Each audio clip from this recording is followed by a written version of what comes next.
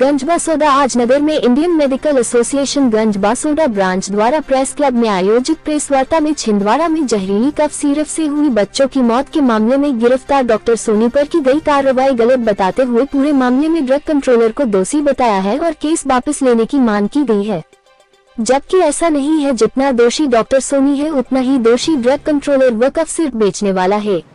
Ganjbasoda branch अध्यक्ष doctor K Tiwari, सचिव doctor Ravindra Chidar, doctor Sudhir Agrawal, doctor Mahendra Bajoria, doctor Atul Jain, doctor Chetan Bamuria, doctor Sankul Jain, doctor Uma Shankar Rawat ने बताया कि संपूर्ण चिकित्सक छिंदवाड़ा में कोल्ड सिरप के सेवन से मासूम बच्चों की हुई मौत पर अपनी गहरी संवेदना व्यक्त किया। उक्त मामले में शासन द्वारा तत्परता से की गई कार्रवाई सराहनीय है, लेकिन घटना का कारण चिकित्सीय त्रुटि नहीं है, बल्कि औषधि निर्माण एवं गुणवत्ता नियंत्रण तंत्र की गंभीर विफलता है।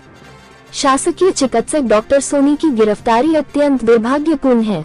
उक्त घटना में ड्रग्स कंट्रोलर व कफ सिरप अथवा डॉक्टर पर कठोर कार्रवाई की जानी चाहिए। इस घटना में जो भी दोषी पाया जाता है उसको दंडित किया जाना चाहिए, जिससे कि भविष्य में ऐसी घटना न घट सके। हमें कैसे पता चलेगा कि ये बैच खराब आएगा? ट्रस्ट तो आपने करा था, ट्रस्ट तो डॉक्टर ने करा था, पता पड़ेगा क्योंकि आपने उस पर सर रिसर्च करी है सर, आपने उसको बहुत सारे नाम पढ़े हैं। हम लोग सोचते हैं ये बात, फिर भी उसके बाद कोई तो कोई ब्रांड चला रहा है।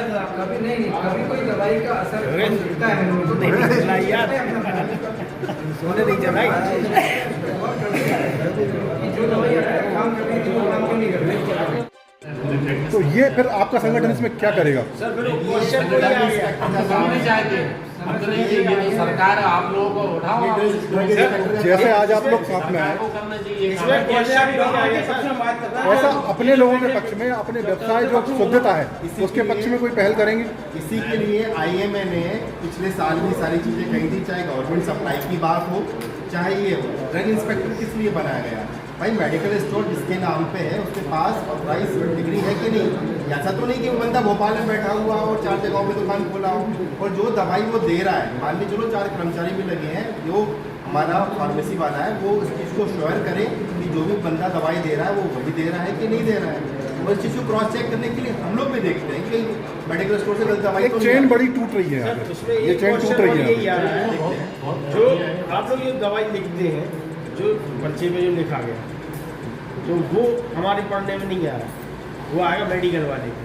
अब जो अनट्रेंड बच्चे जो बैठे हैं मेडिकल पे, उनको प्रॉक्सी करके कुछ आपने लिखा और उन्होंने प्रॉक्सी करके कुछ और दे दिया। इसकी जवाबदेही किसकी है? भाई हम कैसे मिला लें कि ये वही दवाई दे रहा है? आपकी स्पेलिंग तो है नहीं उसके अंदर। कि जो मेडिकल स्टोर वाला संचालन व्यक्ति है वो भी इस चीज़ को देखी कि उसको कोई कर्मचारी गलत दवाई तो नहीं दे रहा है, और हम डॉक्टर लोग भी क्रॉस चेक करते हैं। हम तो कह रहे साहब, मान लो वो जानबूझ के दे रहा है, एक मिनट, हम तो ये मान रहे हैं वो जानबूझ के दे रहा है, तो हम उसमें स्पेलिंग कैसे मिलाएं? हम अच्छी हैंडराइटिंग में क्यों नहीं दे रहे हैं? इसलिए हम लोग आजकल डॉक्टर्स लोग पूरे के पूरे जब है कैपिटल अक्षरों में इस्तेमाल कर रहे हैं। अब इंग्लिश की कोई नहीं, आप तो नहीं साहब, आप इंग्लिश में ही लिखो, लेकिन ऐसा तो लिखो जिसे आम आदमी पढ़ सके। मेरे से साहब ड्रग इंस्पेक्टर ने ये कहा था, ड्रग इंस्पेक्टर के शब्द साहब, उसने ये कहा था कि डॉक्टर का लिखा हम नहीं पढ़ पा रहे हैं। मैं तो ड्रग इंस्पेक्टर ने को दिन लिखने लगा हूँ, 3 दिन तक, अब उससे ज्यादा और क्या दिन लिख रहा हूँ। नहीं, दवाई का नाम साहब स्पेलिंग पूरी लिख दी जाए तो हम मिला लें उसको। ये दवाई 20 साल से यूज की जा रही थी, इसमें 0 पॉइंट से 45 पॉइंट के अभी मिलाया गया है कि और पहले से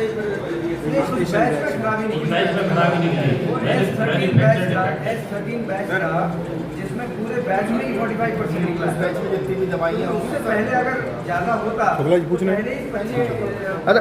अरे एक प्रश्न सर ये है कि ब्लड चढ़ाने का